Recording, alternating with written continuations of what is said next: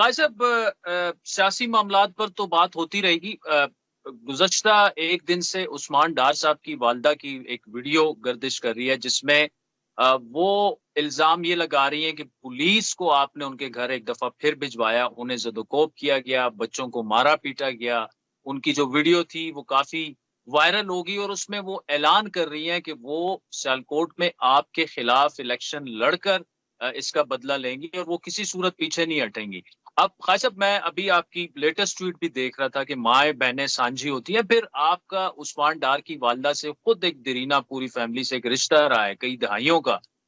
یہ جو معاملہ ہے یہ کیوں, یہ دوسری دفعہ آپ پہ یہ الزام لگا ہے, اور اگر پولیس گئی ہے آپ کے کہنے پہ نہیں گئی تو کیوں گئی ہے, کیسے گئی ہے, کسی کو گھر گھس کے زدوکوب تو ہوئے؟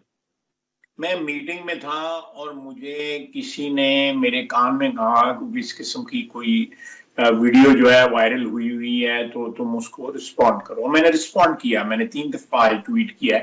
ایک ٹویٹ جو ابھی لیٹسٹ میں نے آدھا گھنٹہ پہلے کیا ہے وہ جس کا آپ ریفرنس سے دیکھیں. میں نے بالکل آنےسٹلی پچھلی دفعہ ان کے ساتھ کوئی اس طرح کا واقعہ ہوا تو میں نے اس پہ معذرت بھی کی.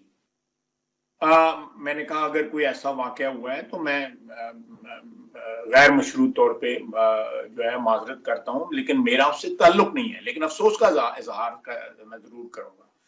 اور میں نے ساتھ یہ کہا کہ وہ میری بڑی بہن کی جگہ ہے, ہماری رشتہ داری ہے, قریبی رشتہ داری ہیں ہماری آپس میں, اور خاندان کا خیر چھوڑیں, وہ میں جو بیشتر حصہ جو ہے وہ ان کے ساتھ ہمارے جو سوشل اور دوسرے روابط جو ہیں وہ بالکل نارمل جس طرح کے ہوتے ہیں اسی طرح کے ہیں.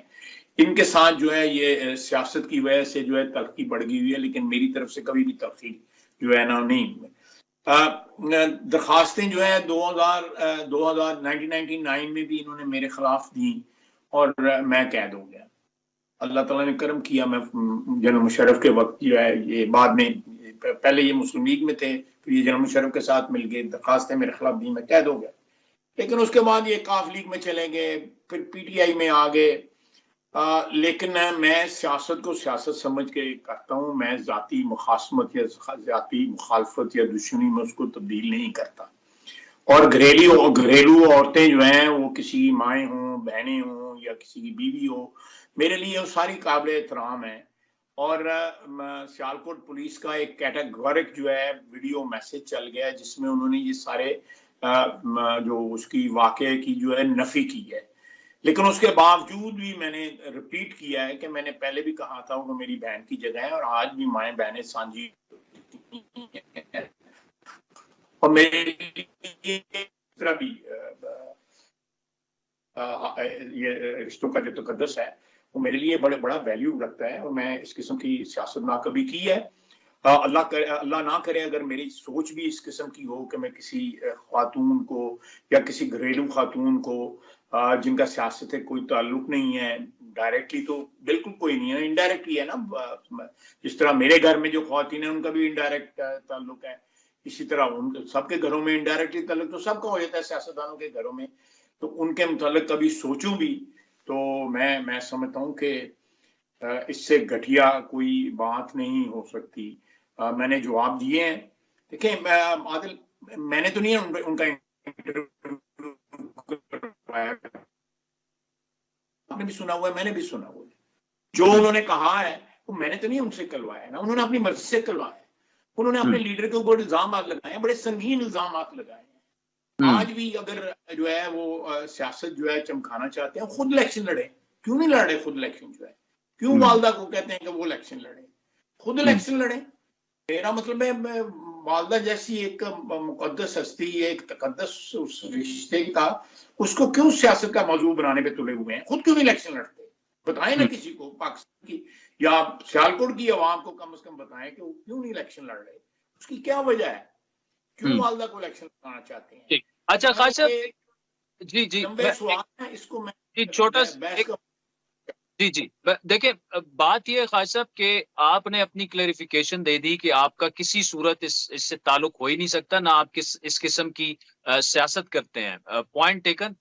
لیکن ان کی گھر کی خواتین کو جو ہے اتنا ہی تقدس ان کو دیتا ہوں جتنی میں اپنے گھر کی خواتین کو دیتا ہوں. سیدھی سیدھی ٹھیک، بات. لیکن خالد صاحب سوال اس میں یہ ہے نا کہ سیالکوٹ پولیس نے جو کچھ کیا اب وہ کلیریفیکیشن تو دے دی لیکن ایک انویسٹیگیشن تو ہونی چاہیے کیونکہ وہ بڑے سنگین الزامات دوسرے دفعہ لگا رہے ہیں کہ دودھ کا دودھ پانی کا پانی تو ہو جائے کہ وہ کس کے کہنے پہ ایسا کر رہے ہیں جو وہ کہہ رہے ہیں.